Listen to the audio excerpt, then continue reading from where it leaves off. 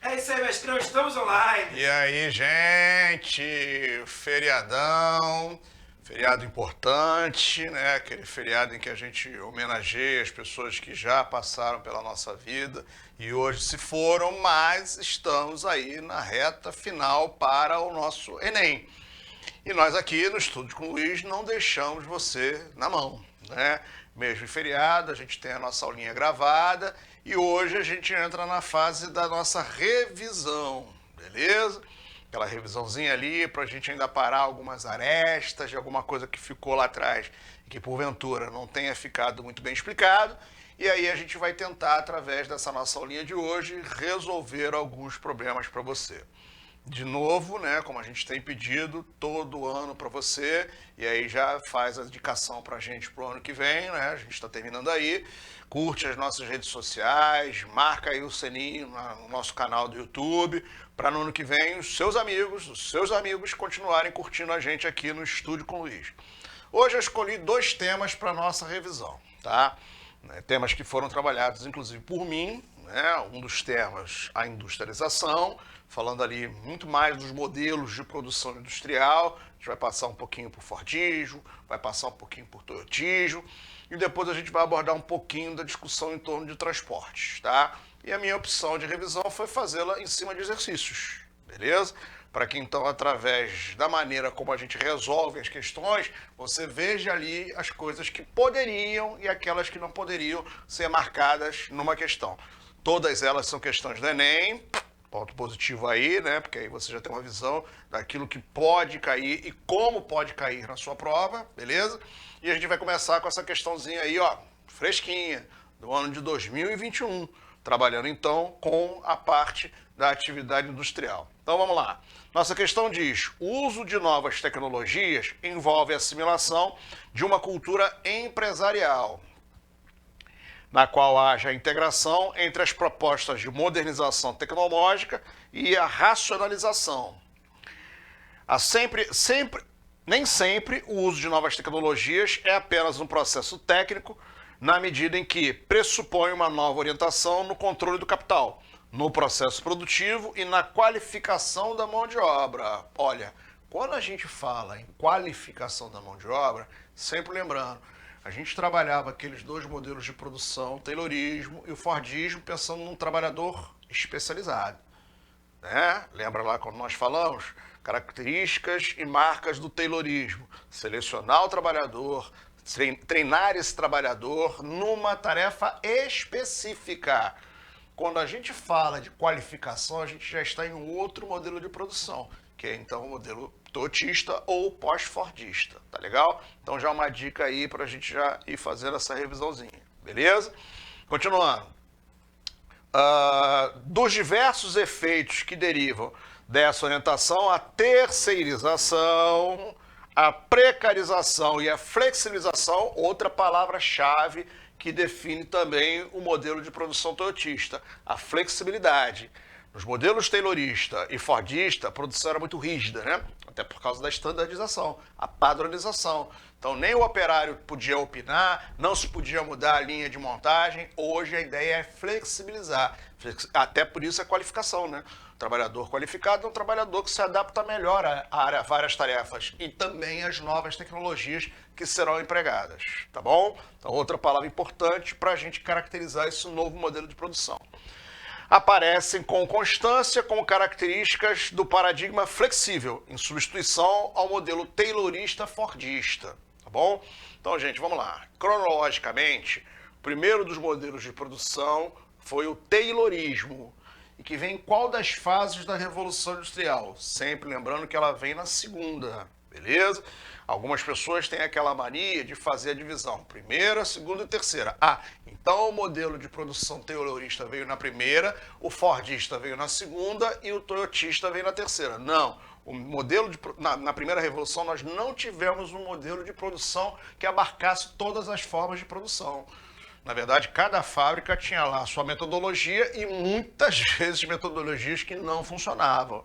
A grande mágica do Taylor foi exatamente por ter sido operário, ter vivenciado isso.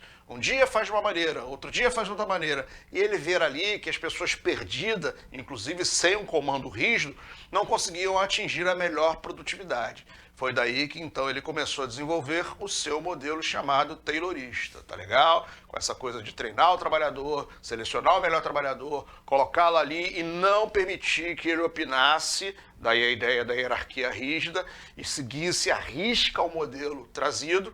E o fordista vem praticamente no mesmo momento, tá legal? E na verdade não são modelos que se contrapõem, eles se complementam. O Taylor traz a especialização da mão de obra, o Ford traz essa mão de obra especializada para a esteira, dentro da linha de montagem. E com isso, então, melhora mais ainda a capacidade produtiva. Só que o toyotismo rompe isso, né? Rompe por, entre outras coisas, trazer um robô, trazer uma máquina automática, trazer tecnologias que, como eu falei, exigem desse trabalhador uma maior qualificação.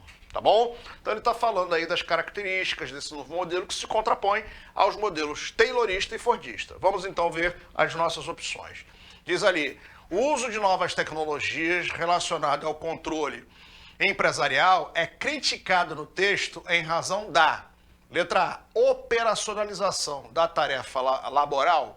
A crítica é de que esse modelo ele criou um sistema mais operacional da tarefa do trabalhador. Acho que não, hein? Acho que ele faz uma crítica ali, por exemplo, quando ele fala da precarização dessa mão de obra, terceirização, ou seja, delegar tarefas para outras pessoas, tá? Eu acho que ele está trazendo um outro detalhe aí dessa crítica. Capacitação de profissionais liberais, eu não vi no texto nada que fizesse referência a isso, né? De que ele estaria pegando profissionais que são autônomos, profissionais liberais, e treinando, dando uma capacitação a esses operários, que daria, inclusive, muito mais um ar de especialização do que de qualificação, que é o que ele quer. Fragilização das relações de trabalho, quando ele fala ali em precarização, olha, eu começo a simpatizar com essa opção, né? Trabalho precário é um trabalho em que você fragilizou as relações de trabalho, impôs a esse trabalhador que ele aceitasse as condições precárias de trabalho, salários, cuidados, enfim, para que ele pudesse se manter no mercado. Até porque ele tem na cola dele, por exemplo, um robô, ele tem na cauda dele uma máquina automática. Então ele acaba aceitando as condições que lhe são impostas, o que é chamado de flexibilização das relações de trabalho e que acaba gerando essa fragilização do trabalhador. Tá bom? Letra D diz hierarquização dos cargos executivos. Como eu falei, hierarquia era coisa de taylorismo. O Taylor é que dizia que o operário não podia contestar a hierarquia. Os métodos tinham que ser seguidos à risca. Então, por isso, o presidente, o subpresidente, o gerente, o subgerente, um controlando o outro para que o processo pudesse ser executado dentro do rigor daquilo que foi estabelecido, tá? Hoje, no modelo toyotista, que se tem um pouco mais também dessa relação flexível. O operário um pouco mais participativo, um pouco mais ativo, literalmente, né? Dando opiniões, dando sugestões, trazendo novas ideias para que o modelo possa se aprimorar, tá bom? Letra E diz aplicação dos conhecimentos da ciência. Há uma crítica ali à aplicação dos conhecimentos da ciência? Não, eu não vi, eu não percebi isso, né? De que ali existe uma visão negacionista dentro do texto. O texto, enfim, ele critica a questão das relações de trabalho. Ele fala dessa nova metodologia de produção, desse novo modelo toyotista, que, entre outras coisas, provoca desemprego, que, entre outras coisas, impõe ao trabalhador que ele aceite novas condições de trabalho, sob o risco de ser substituído, ser subtraído da sua tarefa em função da modernização. Então, a crítica que se faz é essa, a fragilização das relações de trabalho. Tá bom? Que se chama de flexibilização das relações. Não, vamos sair do rigor das leis trabalhistas e dar aos trabalhadores empregados a condição de negociar mais diretamente as condições. Gente, ora, como diria um amigo meu, você tem aí uma discrepância de forças, né? Entre o patrão e o empregado, quem tem melhores condições de impor a sua vontade? O patrão ou o empregado? O patrão. Então isso não é uma relação equilibrada e por isso há uma discussão em torno disso, beleza? Então por isso a nossa primeira questãozinha, revisando os modelos, gabarito letra C. Tranquilo? Vamos lá, vamos partir para a nossa segunda questãozinha da nossa revisão. Outra questão fresquinha, né? 2019, não está tão longe assim, né?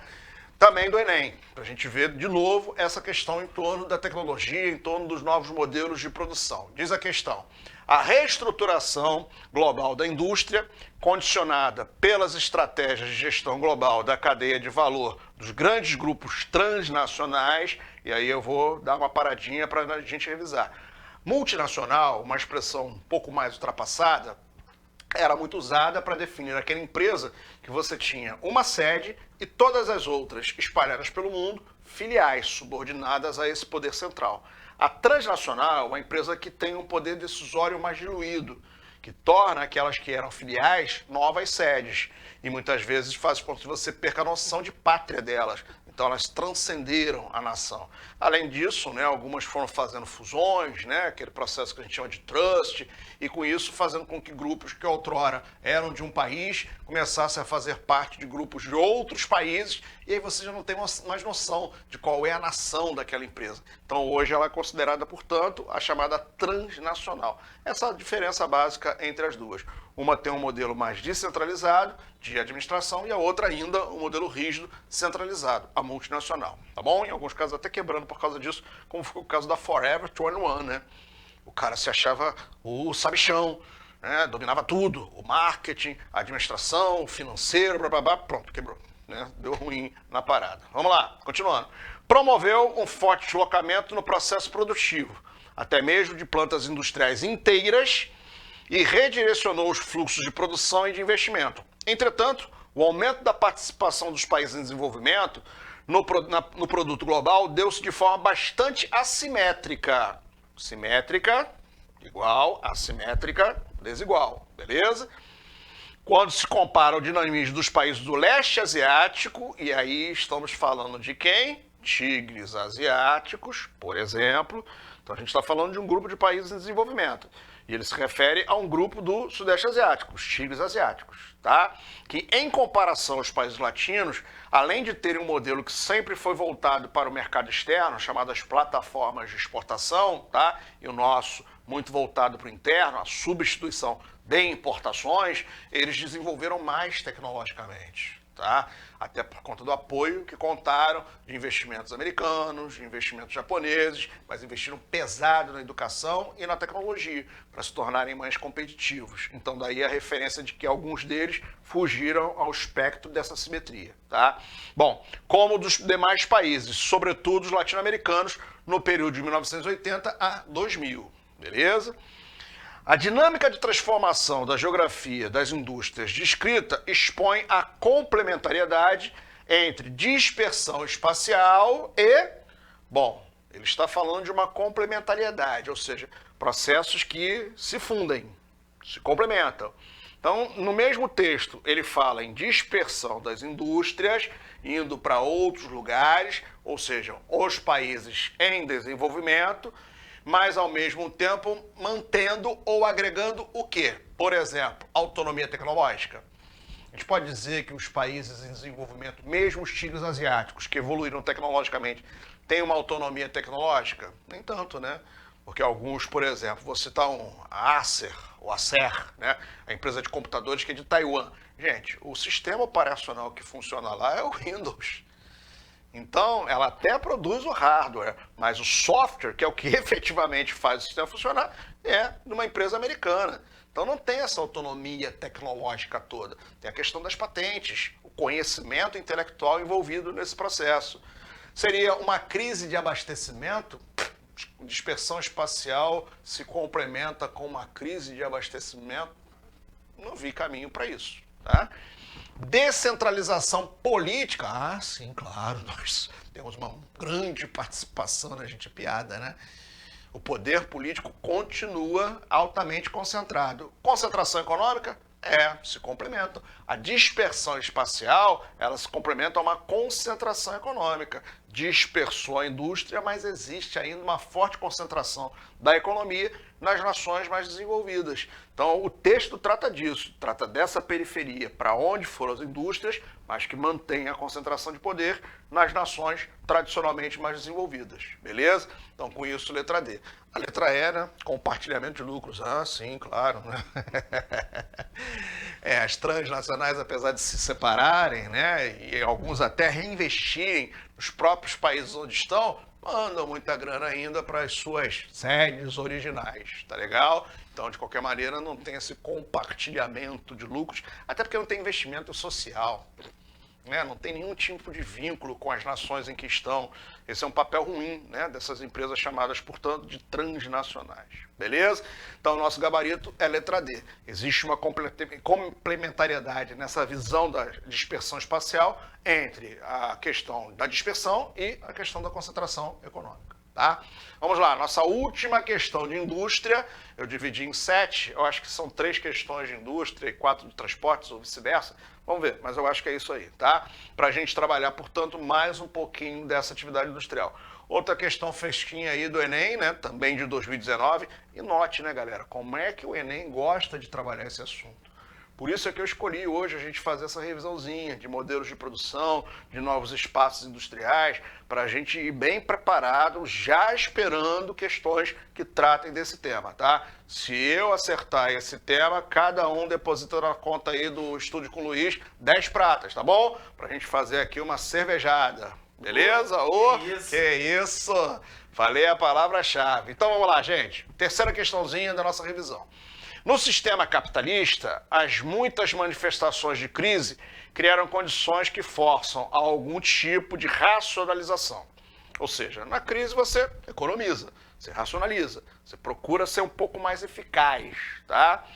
Em geral, essas crises periódicas têm o efeito de expandir a capacidade produtiva e de renovar as condições de acumulação, desenvolver novas formas de você ganhar dinheiro, né, no meio da crise. Aquela reinvenção, uns olham crise como tragédia, outros olham crise como oportunidade, né? Um discurso muito interessante aí que alguns empresários fazem. Podemos conceber cada crise como uma mudança no processo de acumulação para um nível novo e superior. Grande David Harvey. Vou te dar uma dica. Textos de David Harvey numa prova, numa questão. Já pensa num marxista. Tá? Já pensa em alguém que pensa a sociedade sob o olhar marxista. É um geógrafo britânico que dá aula na Universidade de Columbus, nos Estados Unidos, e que ainda se intitula um geógrafo marxista. Então é um cara que sempre faz textos criticando o sistema capitalista. Esse texto não é nem muito crítico, mas fala aí dessa capacidade, né, da economia de se adaptar nos momentos de crise, com o capitalismo se reinventando. Essa é a discussão. Bom, a condição para a inclusão capitalista do espaço, é o título do livro, né? Produção capitalista do espaço. A condição para a inclusão dos trabalhadores no novo processo produtivo descrito no texto é a... Olha, David Harvey foi um dos primeiros caras a discutir essas novas estratégias do modelo toyotista, né? Quando lá atrás, nos anos 80, ele lançou o livro A Pós-Modernidade. E lá ele já aponta que essa modernização, que a introdução de novas tecnologias vai exigir um novo trabalhador. Não mais aquele trabalhador especialista, o cara que era selecionado. Esse tem habilidade para fazer isso, então vamos especializá-lo aqui e vamos treiná-lo, até que ele possa dar a gente o melhor efeito ou o melhor retorno desse investimento que estamos fazendo. Hoje já querem esse cara pronto. E esse cara pronto ele tem que ter passado por uma formação. Esse é o trabalhador que nós chamamos de qualificado. Então, aquilo que eu costumo dizer, o universitário de hoje vai ser o doutor de amanhã, porque vai ser uma qualificação mínima que no futuro vai se exigir para alguém que esteja no mercado de trabalho, tá? A minha mãe dizia, olha, meu filho estuda, porque se você não tirar o segundo grau, né, antigamente era segundo grau e não ensino médio, você não vai conseguir ser nem lixeiro. Gente, até lixeiro hoje está com um nível superior. Uma galera aí lutando, batalhando para fazer um curso superior, porque sabe que com o ensino médio as coisas estão muito apertadas, tá? Então é por isso que a gente está aqui para tentar te ajudar, para te dar uma força para que você consiga galgar esse patamar. Porque a empresa já quer, tudo ali de mãozinha beijada, inclusive você preparado. Então vamos lá. O trabalhador tem que ter associação sindical, gente. Os movimentos sindicais no mundo estão extremamente enfraquecidos, né? Por um lado, as leis trabalhistas que estão mudando e tirando a força dos sindicatos. Aqui no Brasil, por exemplo, a nossa reforma trabalhista acabou com o imposto sindical obrigatório, que muita gente até era contrário. O desconto desnecessário no meu salário, só que isso tirou a capacidade de sustento dos sindicatos. e com isso ficaram inviáveis. Do outro lado, você tem uma redução da mão de obra em algumas atividades, que com isso diminui a quantidade de trabalhadores que poderiam ser sindicalizados. Tá? Então, o trabalhador, para estar hoje em dia no mercado, muitas vezes não tem nem consciência política ou sindical. Tá? Então, fora isso. Participação eleitoral, é isso. O cara tem que ter participado do processo político para ele estar apto a entrar no mercado de trabalho? Pelo contrário, né, galera? Se for alienado, oh, maravilha, né? O capital gosta muito de trabalhador alienado. Migração internacional, quer que o trabalhador seja migrante? Até existe uma galera aí, né? Os chamados nômades digitais, né? Que estão trabalhando, viajando o mundo, né? Conseguindo ali associar uma vida legal, de conhecer vários países, a estar trabalhando via internet. Mas não é isso. O que eles querem? Qualificação profissional. Hoje, as novas tecnologias, os novos métodos de produção, como eu falei, já querem que o trabalhador entre pronto. Nada de treinar o cara na empresa, ele já tem que vir qualificado. Então, para que você se adapte a esse novo mundo, essas novas formas de produzir, tem que ter qualificação. Por isso, nosso gabarito é a letra D. Tá legal? Trabalhando em cima desses novos modelos de produção. O chamado toyotismo, sistema sistêmico flexível ou simplesmente pós-fordista. Tá legal? Vamos lá, próxima questão, deixa eu ver. Trabalho o quê? Trabalho é transporte. Né? Então, como eu falei, a gente fez ali as 3, na nossa revisãozinha aí em torno dos modelos de produção industrial e agora a gente vai focar numa revisãozinha em torno de transporte. Transporte não tem questões tão próximas assim à nossa realidade, mas é um assunto estratégico também no Enem. Então é bom a gente estar preparado para o que vier na nossa provinha. Então vamos lá, questão número 4. A maior parte dos veículos de transporte atualmente é movida por motores a combustão, que utilizam derivados de petróleo. Essa discussão, a discussão que envolve as questões ambientais, por exemplo, né, gente? Combustíveis fósseis, o grande agente de poluição responsável principalmente pelo aquecimento global, as mudanças climáticas que nós estamos enfrentando no mundo. Em alguns países pela matriz energética, em outros países pela frota automobilística, mas sim contribuindo muito para a poluição. Por causa disso, esse setor é o maior consumidor de petróleo do mundo, com altas taxas de crescimento ao longo do tempo. Enquanto outros setores têm obtido bons resultados na redução do consumo, os transportes tendem a concentrar ainda mais o uso de derivados do óleo.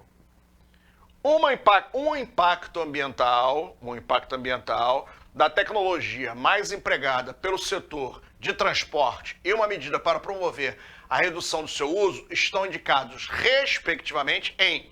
Então, primeiro, o impacto ambiental. O uso do combustível fóssil no transporte aumenta a poluição sonora? Até aumenta, né, gente? Mas tem a ver com combustível? Tem a ver com o uso do transporte, né? E ele pede para a gente associar a tecnologia empregada no transporte a um impacto maior ambiental. Mas vamos lá. E aí, o efeito disso, né? Uma forma de reduzir isso seria a construção de barreiras acústicas? Como assim? Então tem poluição sonora, então vamos fechar os lugares, né? Fechar as residências, colocar, né, equipamentos que não produzam som, as pessoas vão andar com fone nas ruas, né, tapa a orelha para não ouvir o barulho. Impensável, né, gente? Não é essa medida que vai minimizar esse tipo de impacto ambiental. Então não cabe como uma resposta, no mínimo, coerente. Incidência da chuva ácida? Olha, não necessariamente, né? Porque a fonte que foi usada ali o tempo todo foi o petróleo.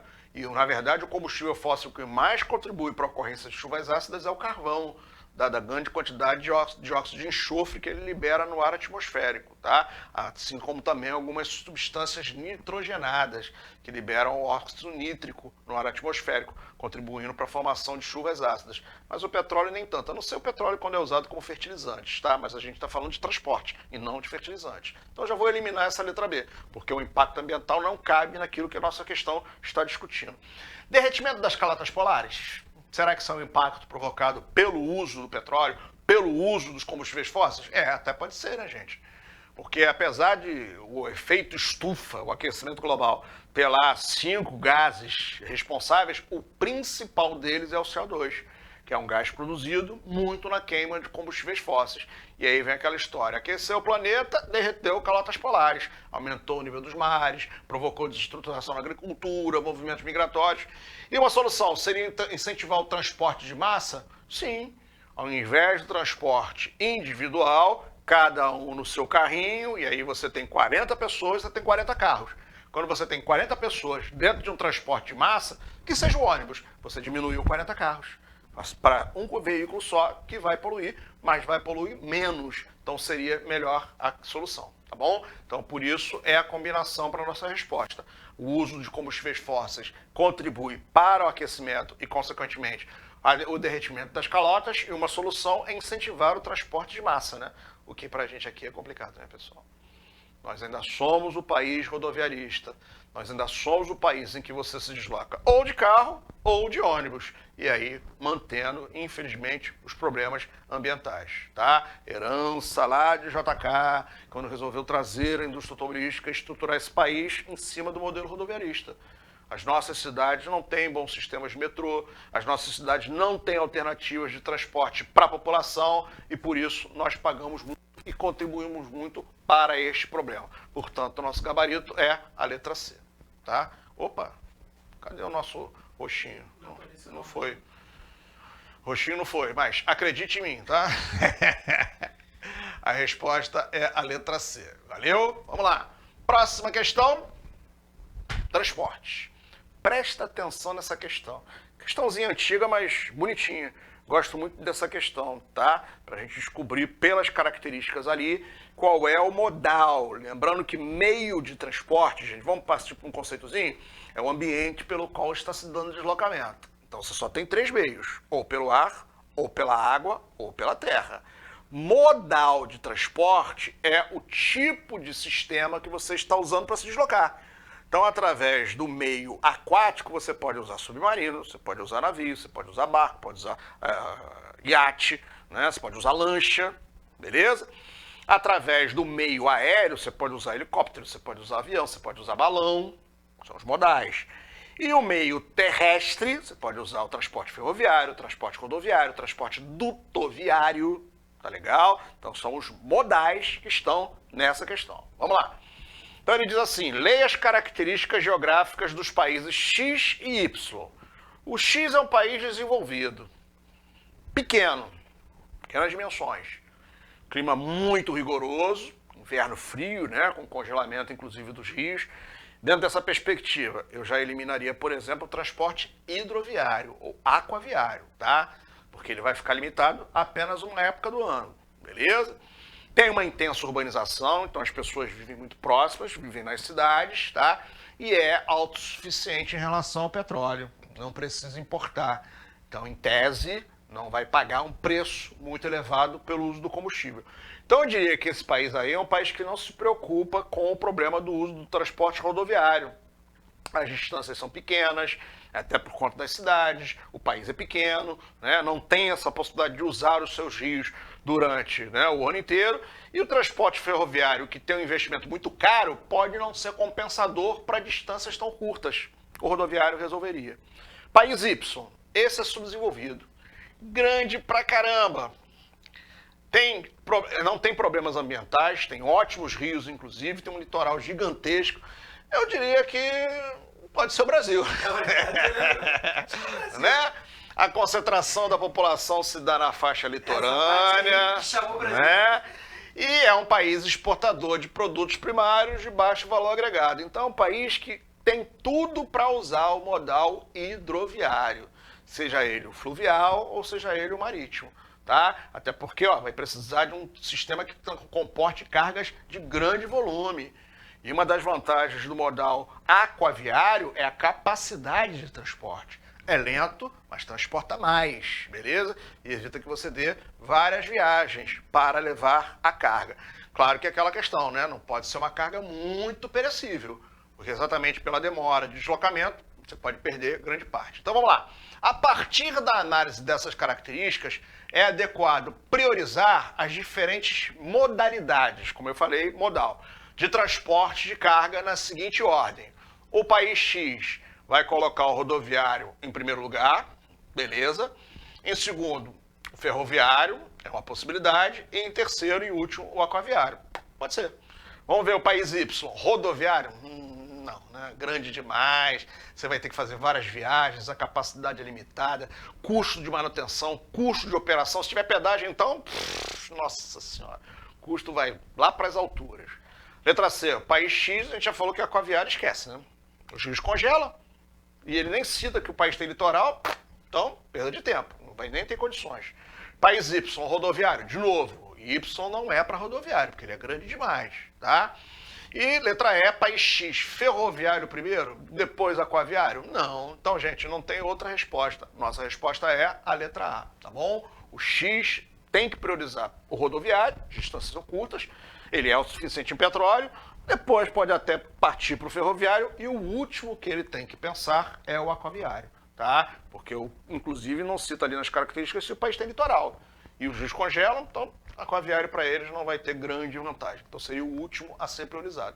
Bem interessantezinha essa questão, né, gente? Para a gente pensar aí nessas capacidades, nessas vantagens, quando usar um modal, quando não usar um modal. Bem legal nesse sentido. E esse foco tem que estar na tua cabeça. Beleza? Vamos lá, seguindo. Questão 6, nossa penúltima questão, tá? Nossa revisãozinha. Questão já de 2012, já está mais próximo da gente. Outra questão discutindo transporte. Vamos lembrar aqui, na hora de definir qual vai ser o modal, 3 requisitos básicos, tá? 1, você tem que pensar no custo. 2, você tem que pensar no tempo. E 3, opa, então, vamos lá, pensar no custo, pensar no tempo de deslocamento e pensar na segurança. Quando a gente pensa em custo para o transporte de pessoas, é a capacidade financeira. Ah, eu quero viajar de avião. Tem grana? Maravilha. Se não tem, vai de carro, vai de ônibus. Esse é o pensamento. Para cargas, não. Você tem que pensar na questão da competitividade. Nem sempre o transporte mais eficaz é aquele que lá na ponta, quando você for colocar o preço do teu produto, vai fazer o seu produto ser viável para o consumidor. Então eu não posso transportar, por exemplo, uma dúzia de bananas através de um avião supersônico. Pô, o preço desse produto vai ficar lá nas alturas e o consumidor vai dizer, não vale a pena, então não vou comprar. Não é competitivo, tá? Vai entrar na cadeia dos custos e não vai valer a pena. Segundo requisito, a questão do tempo. E para nós, seres humanos, é a urgência. É a necessidade que você tem. Então, se você tem uma reunião daqui a 2 horas e de carro você sabe que para São Paulo você vai demorar 5 a 6, tem jeito, é o avião, que em 50 minutos vai fazer você chegar lá. Então, nesse caso, a urgência, a necessidade de tempo fez você optar por este modal. Para as cargas, o papo é outro, né? Entra aí a questão, por exemplo, da perecividade do produto. Melhor transporte, mais barato, por exemplo, o modal hidroviário, pode não ser vantajoso, como eu falei, se o produto for muito perecível. Você vai ter uma perda grande dessa carga ao longo do transporte, o que não vai compensar. Então, esse requisito perecividade é muito importante quando você pensa na questão do tempo. Outra, a fidelização do seu consumidor. Você quer que o teu produto chegue rápido, para esse cara dizer, pô, caramba, maravilha, os caras entregam rapidinho, vou preferir esse. Porque apesar do frete ser um pouco mais caro, o produto chega e eu tenho necessidade desse produto hoje. Então, é outro fator que no tempo pode pesar também na sua opção. E o terceiro é a segurança, que para pessoas não tem fórmula. Dizer para alguém que tem medo de avião, que avião é um transporte altamente seguro, não rola, gente. A questão é psicológica. E para outros, dizer, não, olha, transporte de carga é perigoso, cara. Transporte de carro é perigoso. Muitos acidentes, as rodovias não são legais. Também não funciona. Para mim, por exemplo, eu adoro viajar de carro. Eu me sinto livre quando eu boto meu carro na estrada. E não tem distância para mim, tá? Então, é uma questão relativa. Já para os produtos, saber se o produto vai chegar intacto ou se vai chegar, né? Aqui no Rio de Janeiro a gente sofre muito com isso, né? Rodovia Presidente Dutra, Washington Luiz, Avenida Brasil. Eu morei pertinho ali, né, cara? Pô, infelizmente, aí a questão da segurança pela questão de se o produto vai chegar. Em outros casos, ele não vai chegar danificado. Então você tem que avaliar isso, tá? No que diz respeito ao quesito de segurança, avião, tá? É o transporte que vai te dar mais garantia de que o seu produto vai chegar, beleza?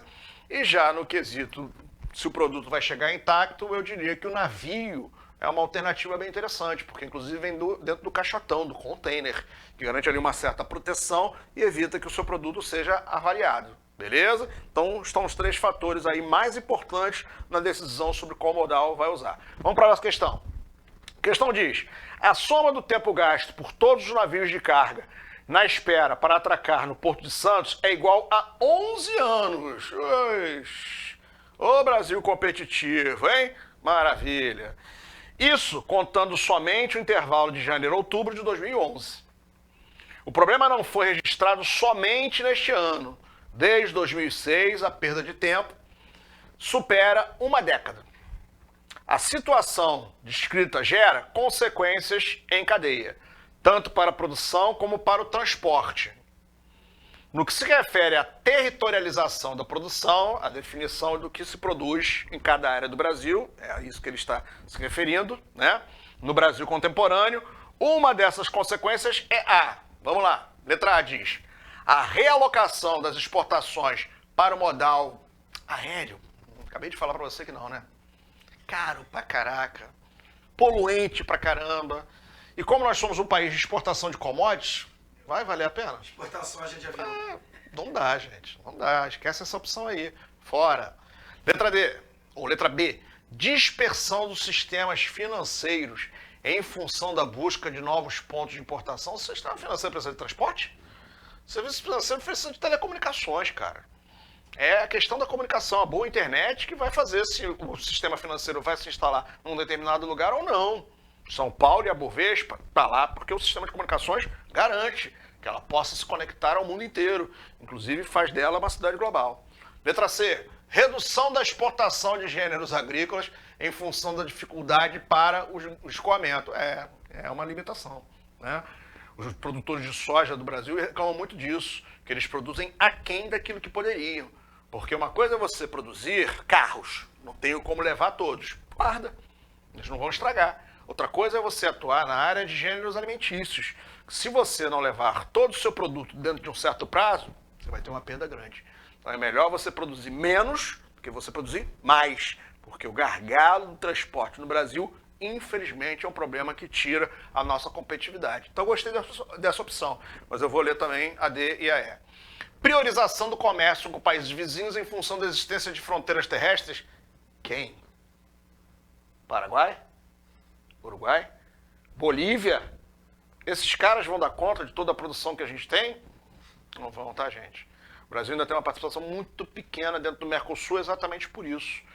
De um lado, os nossos vizinhos não têm muito o que nos oferecer, daquilo que a gente mais precisa, né? Os produtos de maior tecnologia, etc, etc. E, por outro lado, eles não têm capacidade de consumo para tudo aquilo que a gente produz. E aí a gente continua dependendo dos Estados Unidos, União Europeia, China. Esse sim, cada tem mercado ou fornecimento de produtos para nós. Letra E. E detalhe, mas o texto fala sobre navios, carga. Como que eu vou Tá falando do porto. Vizinhos, Porto, do litoral né? brasileiro. Não é porque tem fronteira que você pode usar navio, né, O gente? texto fala de navio e a alternativa é transporte terrestre. Vamos transportar de navio para o Peru, para Bolívia. Não rola, não rola. Dá no máximo para fazer aqui com os nossos parceiros do Mercosul, porque tem ali a bacia platina. E ainda assim tem algumas dificuldades. Letra E. Estagnação da indústria de alta tecnologia em função da concentração de investimentos na infraestrutura. Isso aí é um ramo que você pode passar fácil pro preço final do produto. A galera compra iPhone por 15 mil reais, meu amigo. Então você pode botar o frete do avião ali que a galera vai segurar a onda. Então, nossa resposta, sim, é a letra C, tá? Uma limitação, uma redução da produção, porque a capacidade de escoamento, infelizmente, é limitada. Beleza? Bom, e para finalizar nossa revisãozinha, nossa questão número 7. Aí já mais fresquinha, né? Trabalhando de novo o modelo transportes, ou o tema transportes, tá? Temos um mapinha aí enfatizando a região centro-oeste e alguns rios da bacia amazônica, tá? Bom, o conjunto representado pelo agronegócio demanda condições específicas que passam a ser exigidas dos territórios. Como há uma elevação de formação de fluxos materiais e imateriais, comunicação, por exemplo, né, ou informações, tá? A crescente articulação com as escalas que vão do local ao global terminam por pressionar o Estado a agir visando uma instalação no território de fixos diversos, pontos diversos, né? Portos, por exemplo, zonas de armazenagem, por exemplo, silos, né? Bem como de uma regulação específica. O mapa e o texto se complementam, indicando que a expansão das rodovias se deu como resposta ao ou a... Vamos lá. Nós tivemos a expansão das rodovias em vários pontos do Brasil, e ali algumas delas também na região centro-oeste, assim como nos nossos rios, tá? Em função da alteração da nossa matriz econômica, mudamos o que a gente produz, em função da substituição do modal hidroviário, a gente usava o modal hidroviário e passou a usar o rodoviário, fraco, tá? A retração do contingente demográfico, a população brasileira tem diminuído, gente. A projeção do escoamento produtivo ou a estagnação de lavouras policulturas. Qual seria a melhor explicação para que essa questão logística do transporte rodoviário tenha se expandido em alguns outros pontos do Brasil? Escoamento, né, gente? A nossa necessidade de escoar dessas áreas centrais do Brasil em direção aos nossos portos para que os nossos produtos cheguem ao mercado internacional. Tá bom? Então essa foi a nossa aulinha de revisão hoje da Geografia 2 e eu espero que você aproveite o feriado depois de ter estudado mais um pouquinho com a gente aqui e na quarta-feira que vem, aí ao vivo, a gente vai fazer a revisão final para a nossa provinha do Enem. Tá bom? Um beijo a todos e até a próxima. Fui!